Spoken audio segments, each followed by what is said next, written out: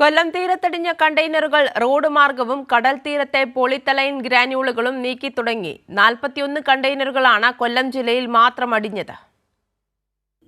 MSCയുടെ കരാർ ഏറ്റെടുത്ത Waterline shipping കമ്പനിയും T&T സാവേജുമാണ് കണ്ടെയ്നറുകൾ ഉൾപ്പെടെയുള്ള മാലിന്യം തീരത്ത് നിന്ന് യുദ്ധകാലാടിസ്ഥാനത്തിൽ നീക്കുന്നത്.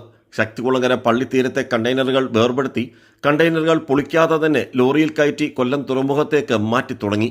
തകർന്ന കണ്ടെയ്നറുകളും കടൽ ഭിത്തിയിൽ ഇടിച്ചു കയറി ഭാഗികമായി തകർന്ന കണ്ടെയ്നറുകൾ പൊളിച്ചു നീക്കും. അതേസമയം തീരത്തണിഞ്ഞ ഫൈബർ ഫോമുകളും പോളിത്തലൈൻ ഗ്രാനുകളും മുംബൈയിൽ നിന്നെത്തിയ സംഘം വാരി ചാക്കിൽ നിറച്ചു തുടങ്ങി. So it's okay, like no, now threat for the biolife. Biolife it is, but that is why we are cleaning. We can't fight nature. So nature has done this. So we have to fight against the nature. You are here for the protect the nature. Absolutely. We are here to. That is our main job. It's our country, our population, our fishermen. So we need to do it for them. അപ്പോൾ ഇവിടെ ഏകദേശം ഈ ഭാഗത്ത് തന്നെ ഒരു 4 container അടിഞ്ഞിരിക്കുകയാണ്.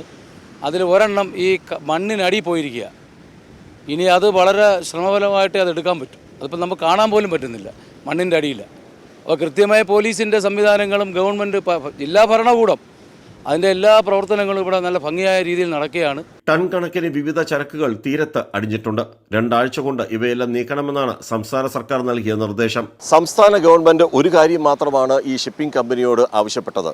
ഈ തീരത്തടിഞ്ഞിരിക്കുന്ന മുഴുവനും മാലിന്യങ്ങൾ നീക്കം ചെയ്യുക, അത് എത്രയും പെട്ടെന്ന് നീക്കം ചെയ്യുക, തീരത്തുള്ളവരുടെ ആശങ്ക അകറ്റുക.